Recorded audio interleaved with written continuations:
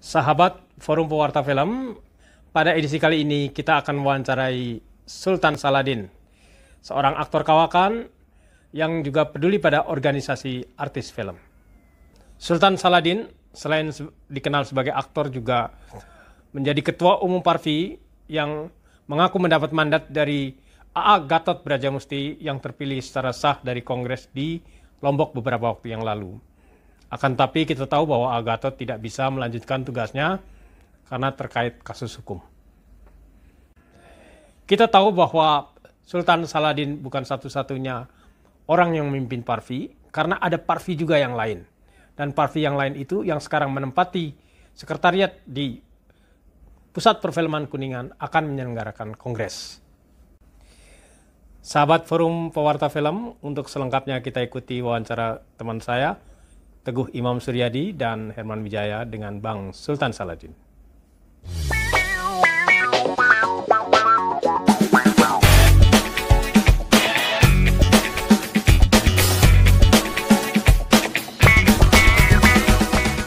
Oke, sahabat EPF. Nah, hari ini kita lagi mau ketemu dengan Bang Sultan Saladin. Ini aktor yang berpengalaman, aktor senior. Mungkin penggemar film-film Rhoma Irama kenal dengan beliau. Ini tokoh antagonis, musuhnya Rhoma Irama. Sampai sekarang nggak tahu masih dimusuhin apa enggak. Masih dimusuhin nggak, Bang? Enggak, malah baikan. Oh, baik sekali. Ya, iya. Bang Sultan ini juga satu-satunya aktor yang 2 kali memerankan tokoh Soekarno. Ya. Pertama dalam film produksi Cina, judulnya apa, Bang? Chou Enlai ya? Chou Enlai in Bandung. Chou Enlai in Bandung. Yang kedua dalam film Gi, yang diproduksi oleh Miles, sutradara Riresa ya? Riresa. Oke, Bang Sultan. Oke. Kalau hari ini sih kita nggak mau nanya Bang Sultan soal karir di film ya. Ya.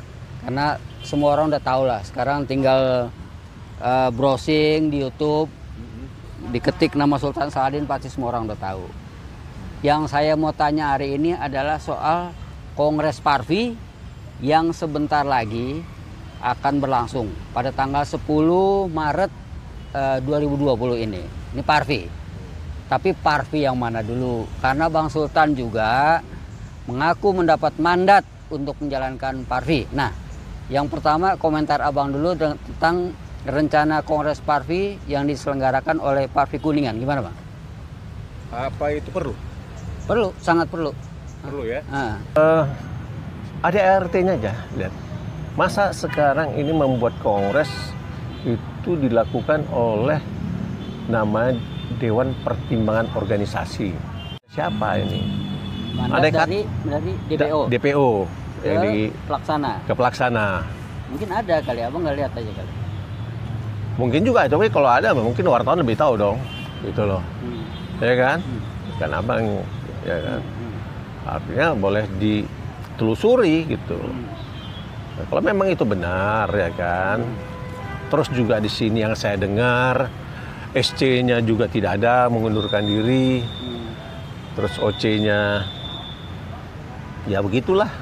Ya kan? Oke, Bang, dari omongan kami nih ya, Forum Pewarta Film dengan beberapa anggota Parvi, kan kita sudah mewawancarai beberapa di antara lain ya, Lela Anggra ini calon ketua umum yang mencalonkan diri dalam kongres yang akan datang ini. Mereka tetap mengklaim bahwa Parvi itu boleh ada faksi-faksi, ya kan? Tapi yang benar adalah yang di Kuningan. Kenapa? Pertama, sekretariat Parvi itu adanya di Kuningan. Ya. Jadi tidak bisa dinafikan lagi bahwa yang benar adalah di Kuningan, itu kata dia. Terus yang kedua, nah Abang pernah mengatakan soal mandat. Nah mereka tuh sudah ke temu A. Gatot. A. Gatot membuat pernyataan, ini dari foto-foto yang mereka tunjukkan gitu ya, bahwa dia A. Gatot tidak pernah memberikan mandat kepada siapapun untuk menjalankan Parvi. Gimana, Bang?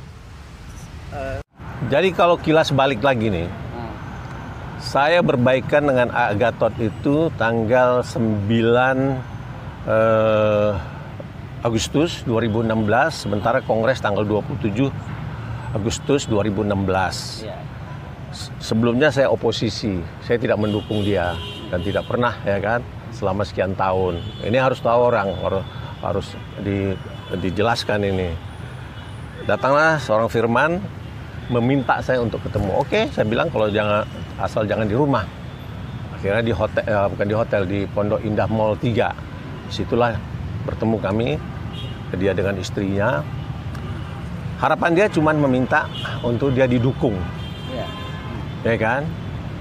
Kembali, karena kemarin ini bermasalah dengan masalah Yeni Rahman, yang akhirnya dia menang dalam pengadilan, ya kan? Di sini kayaknya sepertinya Yeni Rahman punya apa ya, dendam atau apa, nggak tahu saya itu kan. Di situ sempat terucap, ya kan? Oke, saya dukung, tapi saya ikut nanti menentukan kabinetnya kalau dia duduk. Malah sampai lebih jauh lagi, kalau terjadi deadlock atau force majeure, saya disuruhnya untuk mentekel lah begitu. Jadi ini bukan saya jadi paranormal atau jadi apa, tapi saya sudah memprediksi, ya kan, seperti juga sekarang apa yang kami lakukan ini banyak yang kita prediksi ternyata kejadian begitu loh. Dan waktu pemberian apa itu terjadi kisruh di sana, cuman berapa orang yang tinggal situ, ya kan? Terus terang saya cuma dibiayai oleh Gatot itu hanya tiket Garuda, tiket pulangnya juga enggak. Yang lain sudah pada pulang. Saya ada beberapa orang, termasuk Herman, termasuk Udin, termasuk Ferry, termasuk Mbak Lulu masih di sana, termasuk Novi Chandra.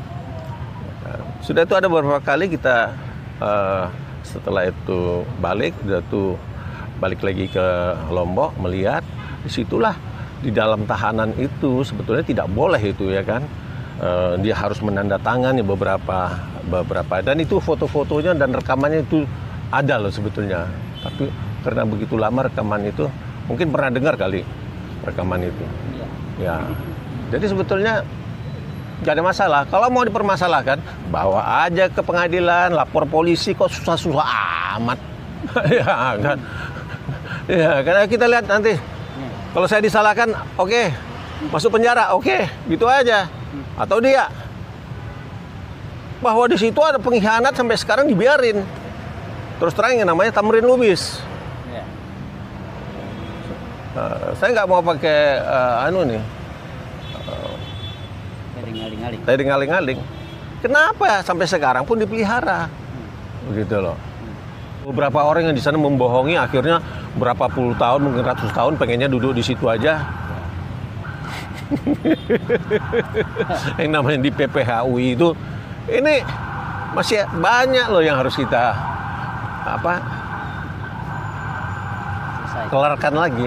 selesaikan lagi itu loh. Saya harus bicara agak sedikit tegas, keras, karena nggak mau melihat loh ke depan ini.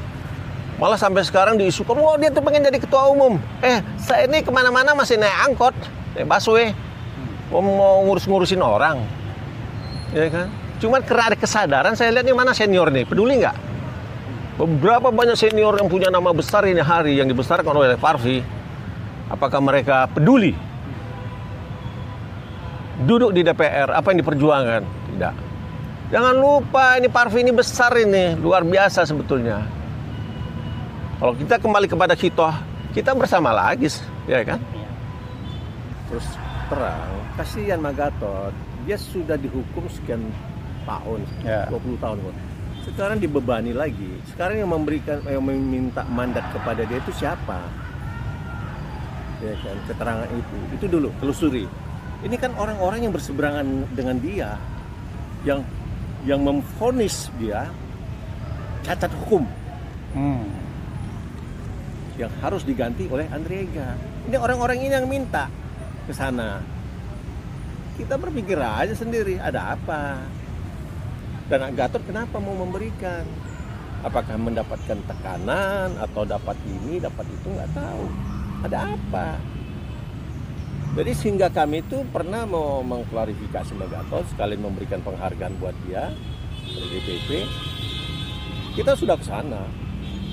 Tiba-tiba begitu mau diterima, nggak jadi, karena dia bilang sakit. Kenapa? Gitu loh. bulan Desember tuh kemarin itu. Saya ada dokumennya tuh, Ya, ya. foto-fotonya. Jadi apa ya? Ini kadang-kadang kita nggak persoalkan kayaknya kurang baik, dipersoalkan juga nggak bermutu gitu loh.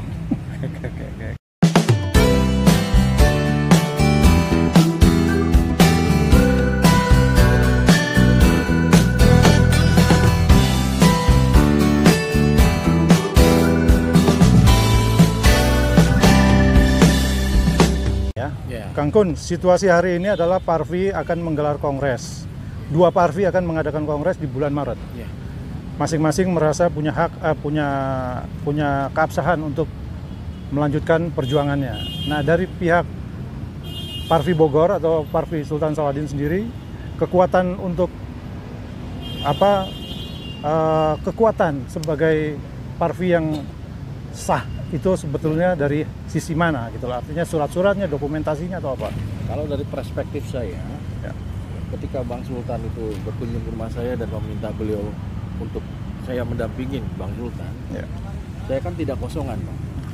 Artinya gini, saya juga sedikit banyak memiliki reputasi lah sebagai mantan aktivis, berkiprah di beberapa organisasi, dan memang sempat lah di dunia perfilman, walaupun memang nggak sefokus Bang Sultan atau artis-artis yang lain. Saya lihat pada waktu itu langsung menelusuri dokumen Bang Sultan ini hingga sampai kontroversial di Parvi dan memang mengaku memiliki mandat kan. Syaratnya kan legitimasi power dulu. Akhirnya beliau memberikan dokumen-dokumen dan saya melakukan, kalau dalam konteks ilmiah ya, itu namanya triangulasi. Saya tanya ke Bang Sultan langsung, tanya ke sekitar, saya cek dokumen segala macam, dan ternyata memang A.A. Gatot terpilih di Kongres 15 Agustus 2016 itu. Sah-sahnya, terang benderang. Nah, dari situlah akhirnya sudah ya, ada dua keputusan. Ada Bang Aspar Ketunisi dan juga Bang A.A. Gatot. Itu produk Kongres. Nah, sepasca itu kenapa kok pihak terpilih yang lain, yaitu Bang Aspar gitu ya, tidak mengakui Bang A.A. Gatot? Padahal A.A. Gatot kala itu seperti juga galibnya di Indonesia misalkan, Bang A.A. Gatot itu sudah memberikan super semar lah kepada seorang Sultan Saladin. Sehingga pas saya cek itu ada rekamannya, ada buktinya dan sebagainya. Pada waktu itu sebagai seorang yang pemegang sah mandat Kongres 15. Artinya sah sudah Bang Sultan. Nah, dari situ hulunya ya. Ketika ini harusnya alur logika organisasinya ke Bang Sultan. Ini kenapa beliau secara sepihak, Bang Aspar itu melakukan pelantikan-pelantikan yang banyak lah ya, Bapak. Anda semua paham di media massa. Jadi dari situ saja, secara hulu legalitas formal Parvi ya di Bang Sultan. Jadi ketika ada Parvi lain, apalagi bentukan sepihak yang tidak mengakui Bang A.A. Gatot, terus melakukan pelantikan-pelantikan, ya logika awam atau anak SD pun akan tahu bahwa yang logika arusnya yang membawa perpanjangan tangan Kongres dari 57, Kongres Parvi 57 dan terakhir 56 ya, hingga ke hari ini ya Bang Sultan.